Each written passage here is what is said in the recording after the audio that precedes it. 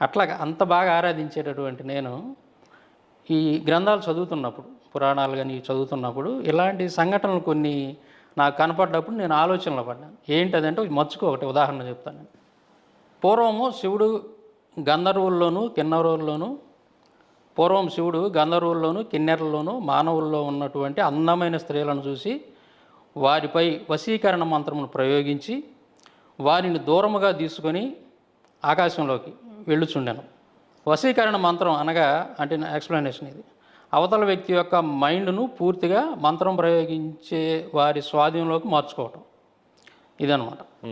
శివుడు అతి రమ్యమైనటువంటి కుటీరమును నిర్మించి ఆ అందమైన స్త్రీలతో క్రీడించుండెను. ధ్యానము ద్వారా పార్వతికి ఈ విషయం తెలిసింది.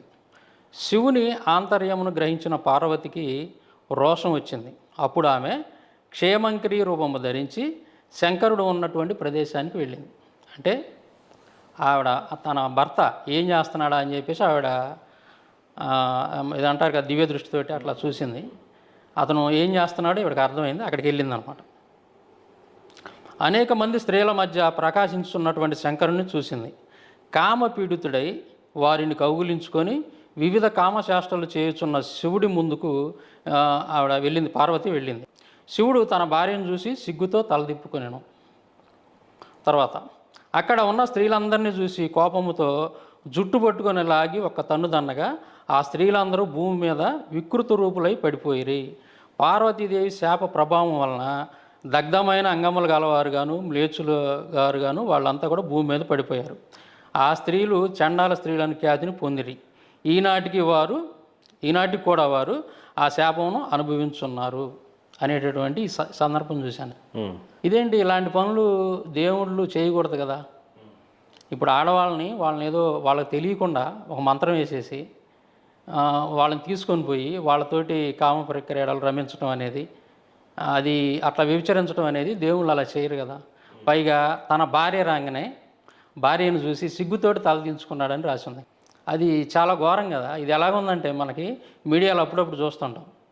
కట్టుకున్నటువంటి భార్యను వదిలిపెట్టి పరాయి స్త్రీతోటి ఒక రూమ్లో ఎక్కడన్నా దొరికినప్పుడు భార్య పోలీసు వాళ్ళని తీసుకొచ్చి ఆ తాళాలు పగలు కొట్టి లేదా ఎట్లా లోపలికి వెళ్ళి గందరగోళం ఇప్పటికీ చూస్తాం. ఇట్లా చేసినటువంటి వాళ్ళని మనం యాక్సెప్ట్ చేయం కదా. అరే ఇలా చేయకూడదు, ఇది తప్పు కదా అనుకుంటాం అలా ఎవరైనా చేస్తే. మరి అదే పని ఇక్కడ శివుడు, నేను ఆరాధించేటటువంటి శివుడు చేశాడు. అది నాకు చాలా బాధ అనిపించింది. ఇదొక్కటే కదా, ఇంక 2 సంఘటనలు చదివి వినిపించమంటే వినిపిస్తాను. ఇదొకటి శివుడి గురించి. తర్వాత విష్ణువు గురించి. ఇదేంటంటే దేవి భాగవతం 9వ స్కందం 23వ అధ్యాయం 13 నుండి 24 శ్లోకాలు. నేను పర్ఫెక్ట్గా రెఫరెన్స్ కూడా చెప్తున్నాను.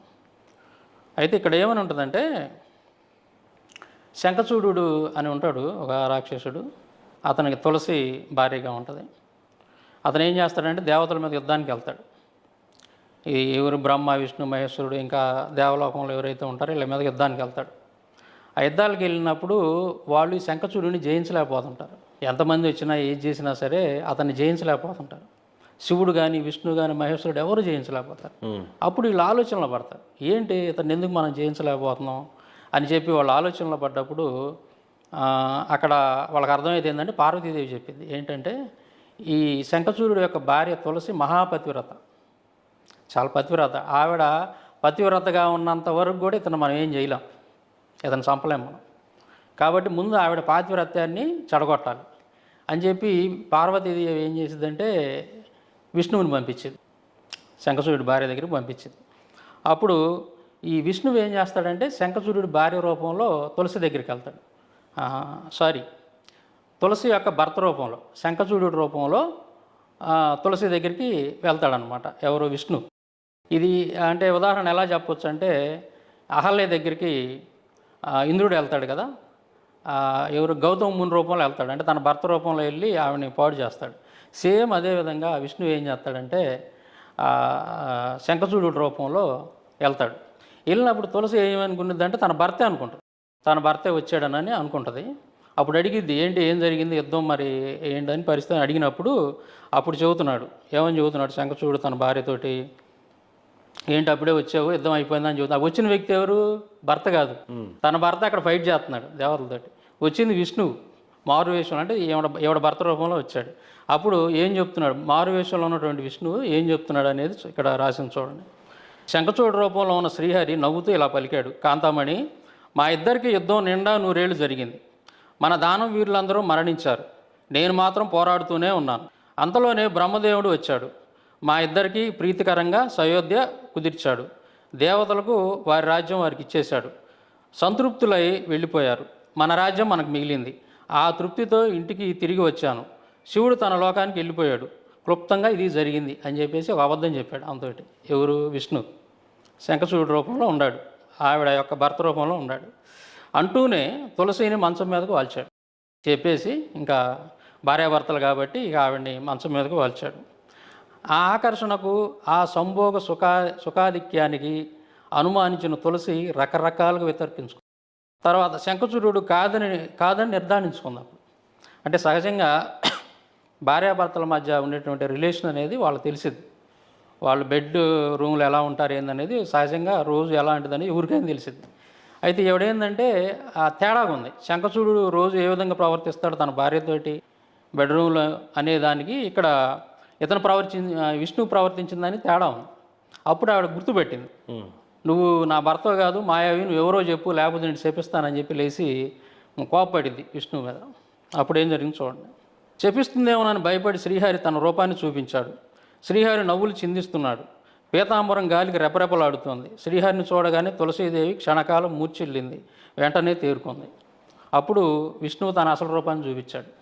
అప్పుడు ఇక్కడ మూర్ఛ వచ్చిందని చెప్పేసి పడిపోయిందని చెప్పి రాసింది ఇక్కడ.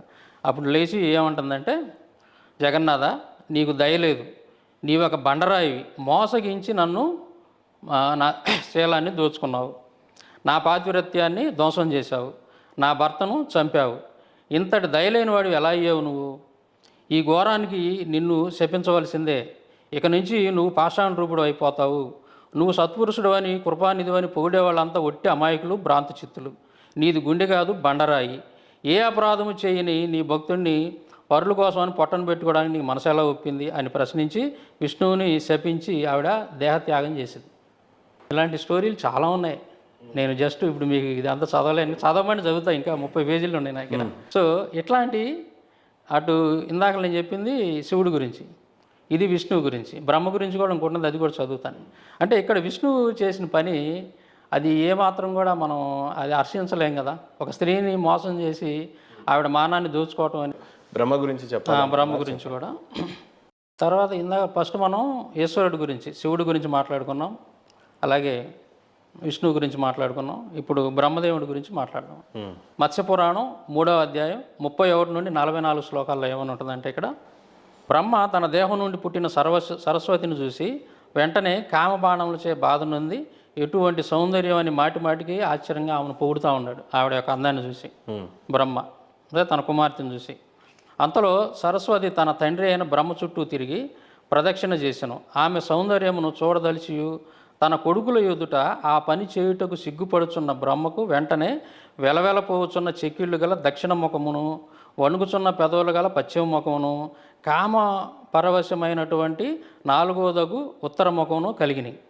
అంటే బ్రహ్మదేవుడికి కూతుర్ని సృష్టించాడు. ఆవిడ యొక్క అందానికి ఇతను బాగా ముగ్ధుడైపోయాడు. ఇక ఆవిడ ప్రదక్షిణం చేస్తాను తండ్రి చుట్టూ కూడా దండం పెట్టుకుంటా. ఆవిడ అందానికి కామంతో పరవశుడైపోయి ఆవిడ ఎటు తిరిగితాటు అతని తలలో నుంచి ఇంకో తల వస్తూ ఉందన్నమాట. ఆ తర్వాత తన తండ్రి యొక్క కామ చూపుల నుండి తప్పించుకోవడానికి సరస్వతి ఆకాశం వైపు పైకి లేచింది. తన కుమార్తె అయిన సరస్వతిని కామంతో చూస్తున్న బ్రహ్మకు తన తల పై భాగంలో కూడా 5వ తల పుట్టిందంట. ఆవిడ ఇలా పైకి వెళ్తూ ఉంది ఈ కామ చూపులను తప్పించుకోవడానికి. ఇతను తల పైకి చూసే పనిలో ఇంకో తల మలిసిందంట పైనుంచి, ఆవిడని చూస్తుందంట. ఆవిడని చూస్తున్నాడు ఇతను కామంతో. బ్రహ్మ తన కూతురిని మోహించడం వలన తన తపశ్శక్తి నాశనం అయిపోయింది. అందువలన దేవతలను, రాక్షసులను, మానవులను ఇతర సృష్టి చేయమని తన కుమారులను ఆజ్ఞాపించాడు. అంటే ఆ విధంగా కూతురు పట్ల మోహాన్ని కలిగి ఉండి కామాన్ని కలిగి ఉండటం వల్ల తన తపశ్శక్తి అనేది నాశనం అయిందంట. అప్పుడు తన కుమారులు పిలిచాడు, ప్రజాపతులు ఉంటారు కదా, వాళ్ళని పిలిచి ఈ నా తపశ్శక్తి నశించింది, మీరు సృష్టిని చేయండి అని చెప్పి కుమారులు చెప్పాడు. తర్వాత ఆ మాట విని వారందరూ వెళ్ళి సృష్టికి ఉపక్రమించారు. తన కుమారులు అంటే బ్రహ్మ యొక్క కుమారులు. మరీచి మొదలగు ప్రజాపతులు సృష్టి చేయుటకై వెళ్ళగానే బ్రహ్మ వినయంతో తన కాళ్ళ వద్ద వంగి ఉన్నటువంటి సరస్వతిని అనగా తన కూతుర్ని పెళ్లి చేసుకున్నాడు. పెళ్లి చేసుకొని కామంతో ఉన్న బ్రహ్మ తన కూతురైనటువంటి సరస్వతితో కొన్ని సంవత్సరాల పాటు కాపురం చేసి గర్భవతిని చేసెను. ఆమె గర్భము నుండి స్వయంభువ మనువు జన్మించను.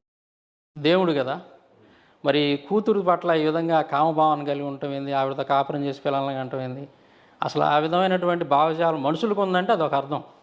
కానీ దేవుళ్ళే కామంతో రగిలిపోయి మానభంగాలు చేయటం లేదా ఇంకోటి చేయటం అనేది ఇది సంథింగ్ ఇది రాంగ్ ఏదో ఉంది దీంట్లో. కాబట్టి దేవుళ్ళు అనేటువంటి వాళ్ళు ఇలా ఉండరని చెప్పి నా ఆలోచన అనేది మొదలైంది. అది మీరు అన్నారు కదా, ఎట్లాగా మీరు మతం మారారా, మార్చబడ్డారా, అది ఇది అన్నారు కదా. సో నేనేందంటే ఎవరో చెప్పేది వినను. నేను ఎవరు చెప్పినా కానీ విన్నాను. నా అంతటా నేను పరిశీలన చేయాలి ఏదైనా సరే. అప్పుడు దాకా నేను నమ్మను. ఎవరైనా చెప్పినా కానీ మనసులో ఉంచుకుంటా తప్ప నేను దాన్ని యాక్సెప్ట్ చేయను. అట్లాగా నేను గ్రంథాలు చదువుతున్నటువంటి క్రమంలో 9-10 తరగతిలో ఆ టైంలో ఈ చదువుతున్నప్పుడు నాకు మనసు ఆటోమేటిక్గా ఆలోచన అనేది స్టార్ట్ అయింది. సంథింగ్ ఈజ్ రాంగ్, మనం ఏదో మొత్తానికి మనం నమ్మేటటువంటి విశ్వాసం అనేది కరెక్ట్ కాదు అని చెప్పి నాకు డౌట్ వచ్చి అప్పుడు ఇంకా ఎక్కువగా వీటిని చదవటం మొదలుపెట్టాను, పరిశోధన చేయడం మొదలుపెట్టాను. ఎందుకంటే ఇప్పుడు నేను నమ్ముతున్నటువంటి దేవుడు కరెక్ట్ కాదు అన్నప్పుడు ఆటోమేటిక్గా మనకు మనసులోంచి బాధ వచ్చింది. అరే ఇన్ని సంవత్సరాల నుంచి నేను అభిమానించినటువంటి వ్యక్తి, నేను ఆరాధించినటువంటి దేవుడు, ఆయన కరెక్ట్ కాదు అని అనుమానం వచ్చినప్పుడు తట్టుకోలేకపోయాం ఆటోమేటిక్గా. అందువల్ల కొన్ని సంవత్సరాల పాటు దాని మీద నేను పరిశోధన అనేది చేయడం జరిగింది. సో ఆ విధంగా నేను తెలుసుకున్నాను, పరిశోధన చేశాను హిందూ గ్రంథాల మీద. అవి అన్నీ కూడా అందులో దేవుళ్ళుగా పిలువబడినటువంటి వాళ్ళు ఇంకా ఘోరమైనటువంటి పాపాలు ఉన్నాయి. ఇంకా వాళ్ళు చెప్పినటువంటి విషయాలు కనుక చూస్తే మన ఇండియాలో క్రైస్తవ మిషనరీలు రాకముందు ఘోరమైనటువంటి పరిస్థితులు ఉన్నాయి మన ఇండియాలో. సతీ సాగమనం, బాల్య వివాహాలు, వితంతువులను ఘోరంగా అవమానించడం, దేవదాసి వ్యవస్థ, అంటరానితనం, ఇవన్నీ కూడా భయంకరంగా మన దేశాన్ని పట్టి పీడిస్తూ ఉన్నాయి.